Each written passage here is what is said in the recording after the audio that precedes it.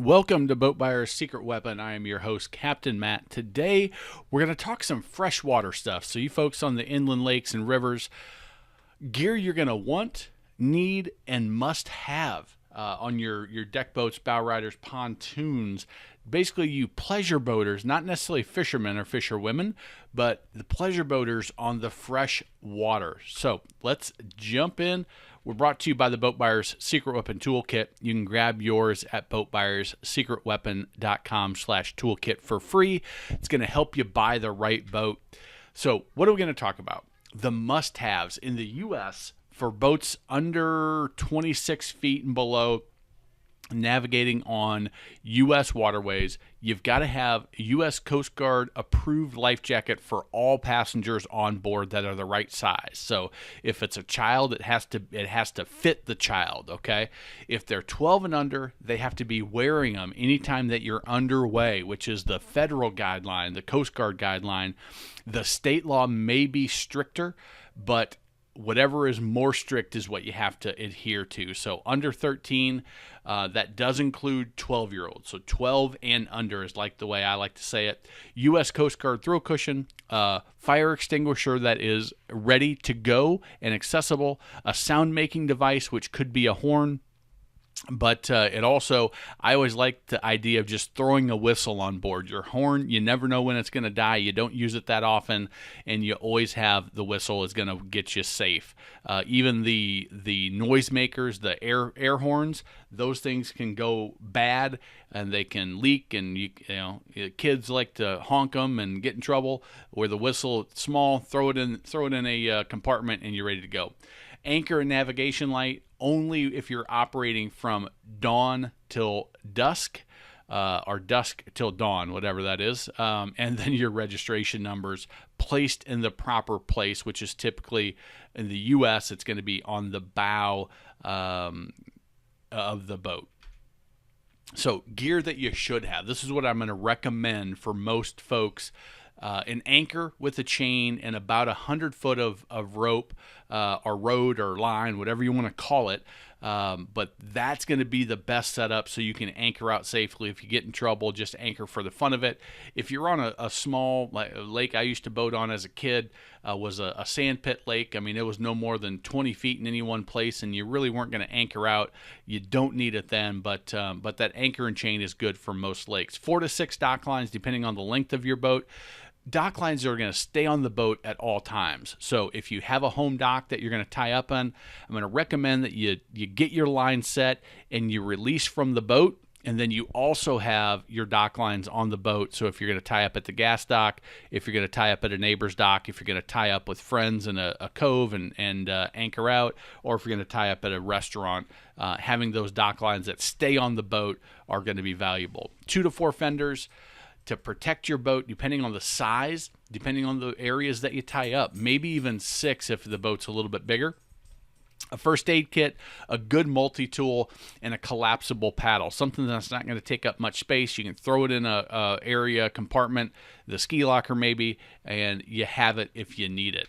Now, I would love to hear your advice. What's your must-have items on your freshwater boat, on your deck boat, pontoon, bow rider? Give me a thumbs up or a thumbs down if you're liking this, and subscribe to the channel for sure. Other gear that you should have on your boats. I like to say have the number of life jackets for the capacity of your boat. Just keep them on the boat. You never know when you're going to load up things to the max, and that way you're safe.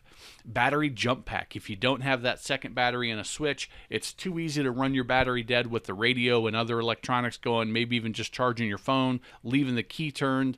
Having that jump pack charged up, ready to go is going to save you a lot of hassle for usually less than $75. Multi-tool, a tow rope, rags, and an older towel. If you need to check the oil, if you've got a spill, if you need to wipe something down, having something that you just have on the boat, maybe in a bucket with some of your cleaning supplies and a scrub brush, is going to keep your boat looking good. Some sunscreen and some extra koozies to keep your drinks nice and cold. Gear that you need if you're going to trailer. The transom tie-down straps. This is a pet peeve of mine.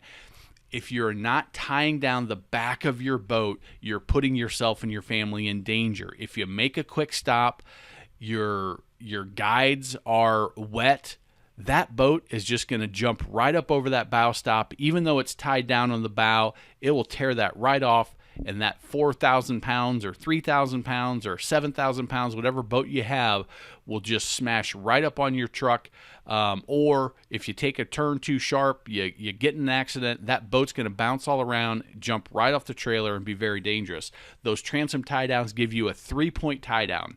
On the bow, you've got that bow eye tucked right up under that roller, tied down tight. The 2 tie downs from your little U-bolts on the back of the transom down to the trailer, and those are snug, snapped on tight. That's going to keep your boat secure and your family safe. The transom saver, if you've got an older boat, especially on older boats with an outboard, maybe a little bit of rot starting, that transom starting to get a little bit soft, no reason to put that extra wear and tear of the bouncing up and down on your transom. Go ahead and get a transom saver, and it can protect you there. And then tire chocks.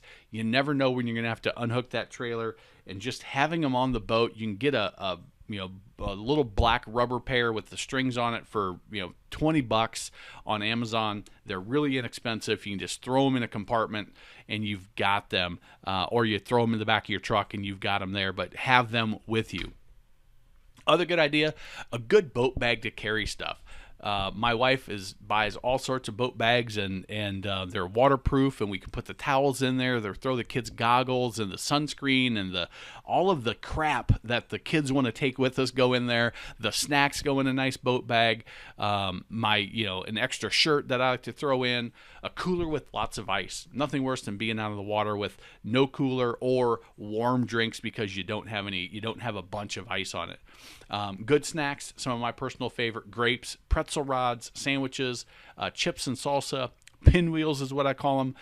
They're basically just tortilla shells with some cream cheese, some ham or some turkey, and some cheese. Whatever you want to put them, just roll them up, cut them in little slices. They're nice, easy finger food. They don't make a mess. Sausage, cheese, and crackers is my favorite. Some good sausage with some Toll House crackers or some Ritz crackers. It's a good snack when you're out on the lake all day, like my family does. We go out for 6-8 hours at a time, and sometimes even have full meals out there while we're there. A phone charger and water shoes. You never know if you're going to have to get in the water and walk the boat if you have something break down. Having those water shoes is nice to have. So, other good ideas. Would love to hear from you. Subscribe to the channel if you haven't. Grab the Boat Buyer's Secret Weapon Toolkit if you haven't. YouTube has recommended a video. Hit the thumbs up or the thumbs down if you liked or didn't like the video. And YouTube has also made some recommendations of other videos that you may enjoy. We're getting a bunch of them on the channel, and we would love to have you watch the ones that are going to be most valuable to you. Thanks a lot. Talk to you soon.